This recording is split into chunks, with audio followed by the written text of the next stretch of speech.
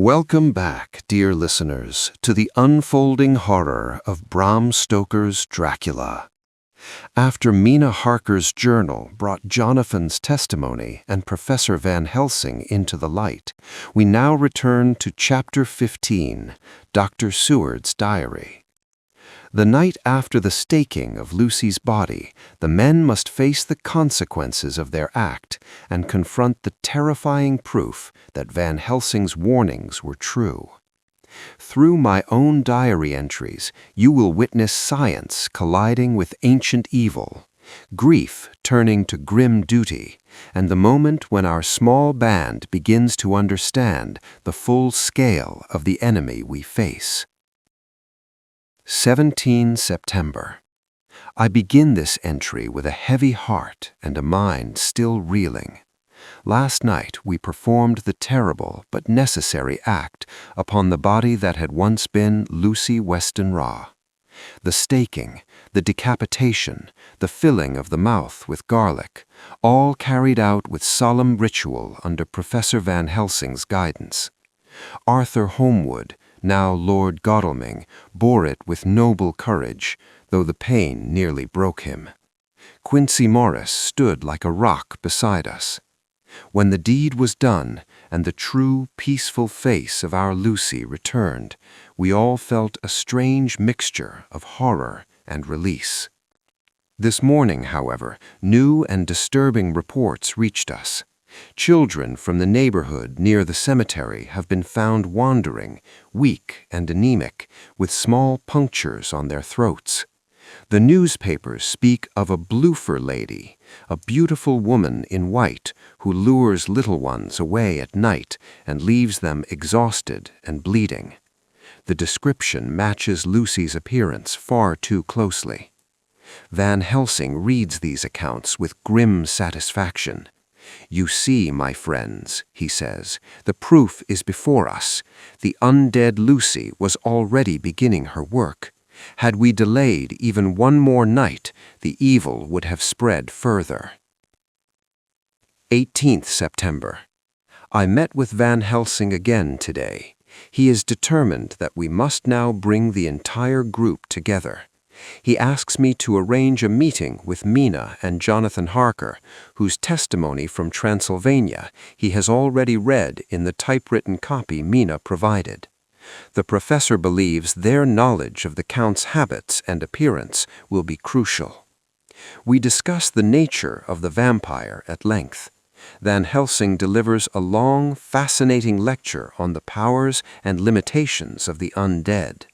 He explains that they possess immense strength, the ability to change shape into bat, wolf, or mist, command over certain animals, and the power to hypnotize or influence the weak-willed. Yet they are bound by many restrictions. They cannot enter a house unless invited. They must rest in native soil during the day. They fear garlic, sacred symbols, and sunlight, and they can be destroyed by a stake through the heart or decapitation. I listen with growing wonder and horror. My scientific training rebels, yet the evidence of my own eyes, Lucy's transformation, and the children's wounds forces me to accept the truth. Van Helsing ends with a solemn warning. "This vampire is no ordinary one. He is old, cunning, and powerful. He has chosen England with its teeming millions as his hunting ground. We must find his resting places, those 50 boxes of earth, and sterilize them with sacred wafer. Only then can we corner and destroy him." 19 September. Today we took another decisive step. Van Helsing, Arthur, Quincey, and I traveled once more to the Kingstead Cemetery to ensure the tomb is properly sealed. We found fresh signs that something had tried to disturb the entrance.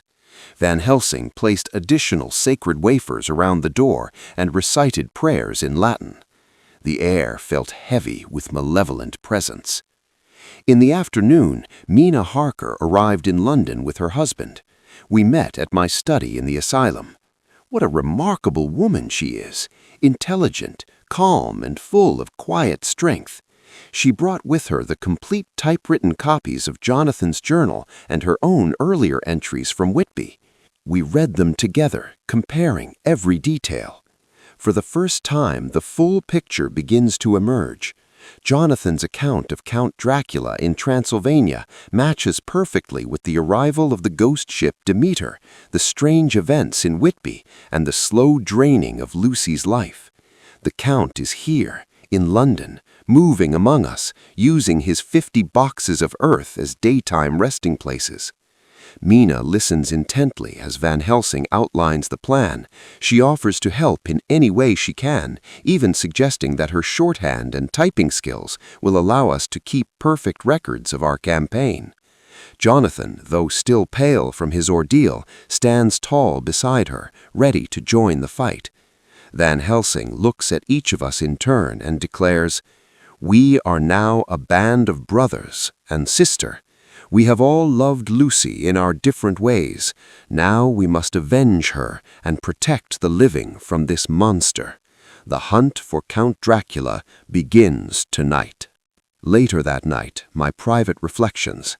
I sit alone now, writing by lamplight. My world has been turned upside down. Only weeks ago I was treating lunatics in my asylum, trusting entirely in science and reason. Today I have helped drive a stake through the heart of a woman I once hoped to marry, listened to lectures on vampires, and pledged myself to a holy war against an ancient evil. Yet I feel no doubt. The evidence is overwhelming. Lucy's peaceful face after the staking, the children's wounds, the Count's documented movements, all confirm Van Helsing's words. Mina Harker's courage impresses me deeply.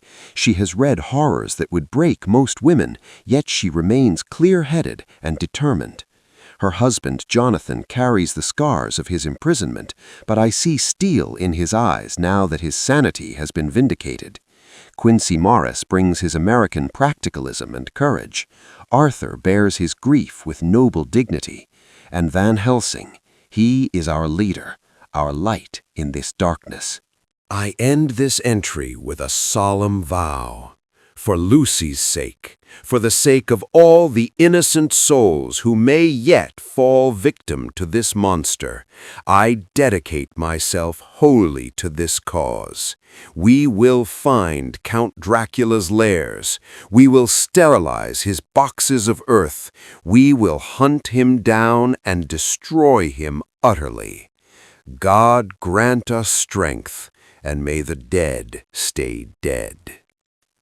That was Chapter 15 of Dracula, the chapter where the hunters truly unite.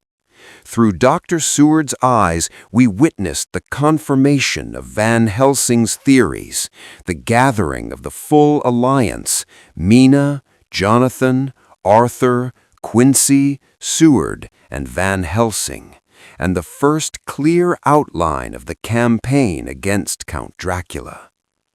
Bram Stoker masterfully shifts the story from individual suffering to collective resolve. The separate threads, Jonathan's journal, Lucy's tragedy, the Demeter's voyage, now form one unbreakable rope with which the group intends to bind and destroy the vampire. Mina's modern skills, Van Helsing's ancient knowledge, and the courage of all the men create a formidable force. Yet, we know the Count is old, cunning, and powerful. The real hunt is only beginning.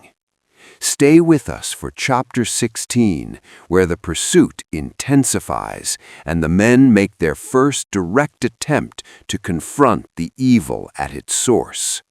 Thank you for standing with Dr. Seward and the band of hunters through these pivotal pages. If this chapter filled you with a sense of gathering purpose or sent a fresh chill of anticipation, please like, subscribe, and ring the bell so you never miss another entry from these journals of courage against darkness.